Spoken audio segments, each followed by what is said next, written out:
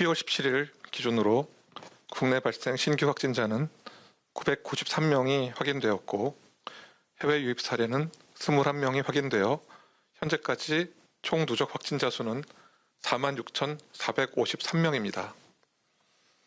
현재 12,209명이 격리 치료 중이시고 위 중증 환자는 242명이십니다. 어제는 사망자가 22명 발생하였고 누적 사망자는 634명입니다. 삼가 고인의 명복을 빌고 유족께는 심심한 위로의 말씀을 드립니다. 전일 국내 주요 발생 현황에 대해서 설명드리도록 하겠습니다. 서울 구로구 요양병원과 관련하여 12월 15일 첫 확진자 발생 이후 접촉자 조사 중 20명이 추가 확진되어 현재까지 누적 확진자는 총 21명입니다. 서울 강서구 종교시설과 관련하여 접촉자 조사 중 13명이 추가 확진되어 현재까지 누적 확진자는 총 192명입니다.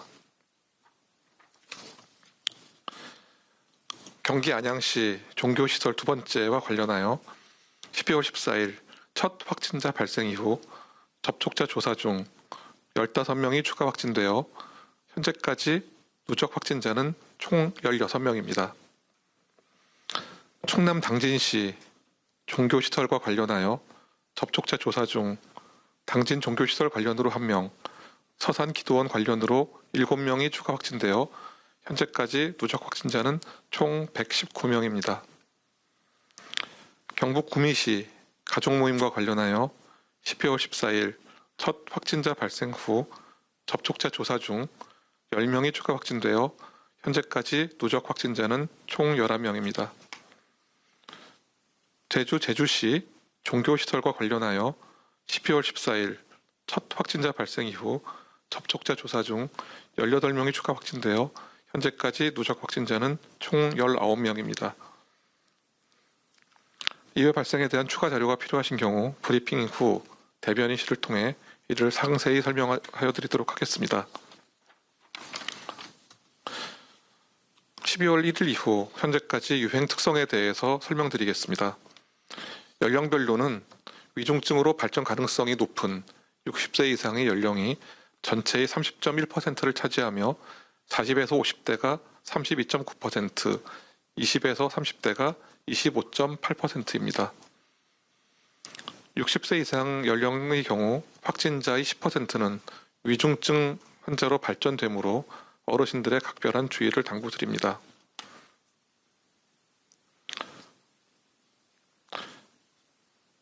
감염 경로별로는 개별 확진자 접촉에 의한 것이 43.2%, 집단 발생이 30.4%입니다. 개별 확진자 접촉에 의한 전파원은 가족이며 가족을 통해서 33.2%가 감염되게 됩니다. 안타까운 일이지만 소중한 가정과 가족을 보호하기 위해서 한 번의 실천이 더 중요한 상황입니다. 조금이라도 몸이 불편하신 가족이 있으시면 바로 검사를 받으실 수 있도록 살펴주시기 바라며 외출 시에 마스크 착용, 그리고 귀가 즉시 손 씻기 등 개인위생 수칙이 지켜질 수 있도록 힘을 더하여 주시기 바랍니다. 집단 감염의 경로는 연령별로 뚜렷한 특징이 있습니다. 60세 이상은 요양병원이나 요양시설에서 그리고 음식점을 통한 감염이 많습니다. 각각 18.2%와 5.6%를 차지합니다. 40에서 59세는 직장, 그리고 종교시설과 관련된 감염이 많았습니다. 20세 이하에서는 교육시설 등 관련으로 한 환자 발생이 상대적으로 많았습니다.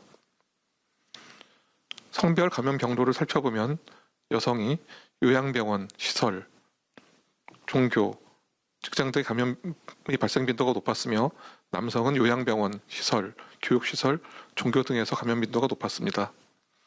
구체적인 내용은 보도자료를 참고해 주시기 바랍니다. 지난 4주간의 감염 경로를 살펴보면 12월 들어 요양병원과 시설에서의 감염이 뚜렷하게 증가하는 추세입니다.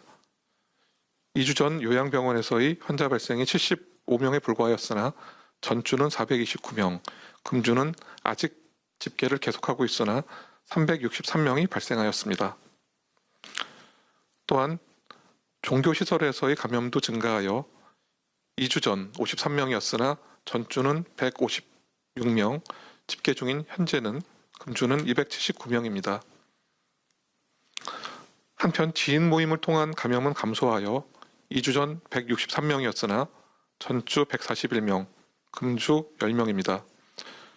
체육 및 여가 시설을 통한 감염도 감소하여 2주 전 263명이었으나 전주에는 74명, 집계가 계속되고 있는 금주에는 11명입니다.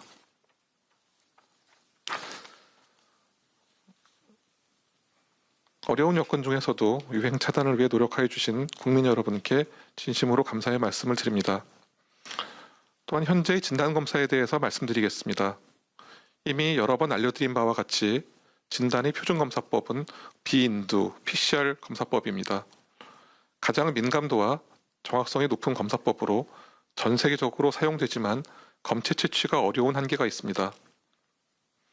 검체 채취는 의료인이 아닌 일반인이 시행하기에는 어려운 검사입니다. 소변을 통한 임신 검사나 당뇨 검사처럼 간단한 검체 채취 과정이 아닙니다. 일반적으로 오해되는 것처럼 코로나19 검체 채취는 콧구멍을 통하여 채취하는 것이 아닙니다. 콧구멍을 지나 입천정과 평평한 각도로 면봉을 깊이 밀어넣고 하비갑계 중하부에서 분비물을 긁고 또 몇 초간 분비물을 흡수할 수 있도록 시간을 두어 채취합니다. 이 검체 채취 부위는 매우 민감하여 사람에 따라 통증이 따를 수 있으므로 자가 채취와 검사가 어렵습니다. 자가 채취는 검체의 신뢰성을 보장할 수 없으며 출혈 등의 사고를 일으킬 수도 있습니다. 또한 검사 결과를 판독하는 데에도 일정한 훈련이 필요합니다. 검체 채취 절차는 PCR 검사와 신속항원 검사 모두 동일합니다. 다만 정확도는 PCR 검사가 가장 높아서 표준이 되었습니다. 따라서 이러한 검체 채취가 어려운 문제를 해결하기 위하여 비인두 검사보다는 조금 정확도가 낮지만 타액 검사를 통한 검사법을 선택할 수 있습니다. 신속항원 검사 또한 PCR보다 민감도가 낮습니다. 그러나 검사가 불가능한 응급실, 격오지 등의 환경이나 급하게 결과를 확인해야 되는 경우에는 유용하게 활용할 수 있습니다. 현재 수도권의 선별검사소를 확대 운영하고 있으며 의료진의 권고와 선택에 따라서 검사법이 결정될 수 있습니다. 이번 3차 유행이 본격화되면서 저희 방역당국에서는 신속하고 광범위한 검사 체계를 갖추고 지역사회 내 잠재된 환자를 빠르게 찾고 격리 치료하면서 감염 고리를 끊는 데 집중하고 있습니다. 진단검사 확대로 조기 진단 그리고 차단 전략에 성공하려면 가장 중요한 것은 국민 여러분의 자발적이고 망설임 없는 검사 참여와 또한 선별검사소 현장의 의료진 확보입니다. 어제 있었던 힘이 나는 일을 잠깐 소개해드리면 서울시와 복지부에서 3주간 서울시청의 선별검사소 운영을 위해 긴급하게 의사협회에 도움을 요청하였습니다. 그런데 1시간 만에 지원자가 모두 오셔서 임시 선별검사소에 필요한 30명의 의료원이 금세 충원되었습니다. 지원을 희망하셨다가 이미 마감되셨다는 얘기를 들은 의사분 중에서는 유사한 상황이 오면 언제든 먼저 연락을 달라며 파견을 희망하셨다고 합니다. 코로나19 감염 위험에도 아랑곳하지 않고 또 불편하고 추운 환경에도 불구하고 현장 파견을 지원해 주신 의사 선생님들 그리고 의사협회의 재난치료 의료팀에 깊은 감사의 말씀을 드립니다. 적극적 검사와 무증상 감염자를 찾는 지금의 방역 대응에 의료진들께서는 너무나 든든한 버팀목이 돼주고 계십니다. 또한 이러한 적극적인 협력과 연대가 수도권의 무증상 감염자 68명을 조기 발견하는 결과로 이어졌습니다. 빠른 진단으로 추가 전파를 막아준 수도권 주민들의 자발적 검사에도 감사의 말씀을 드립니다. 그렇지만 그간 많은 노력에도 아직까지 유행은 쉽게 멈추지 않고 있습니다. 겨울이라는 계절적 요인과 연말 연시라는 사회적 분위기도 유행 통제에 어려운 요인으로 작용하게 될 것입니다. 이미 한계를 넘는 과로를 감당하고 있는 전국의 수많은 의료진들 그리고 보건의원들, 역학조사관 분들께도 감사와 경의를 표합니다. 방역당국은 힘을 합하여 최선의 노력을 기울일 것이며 반드시 이 유행을 저지하도록 총력을 기울이겠습니다.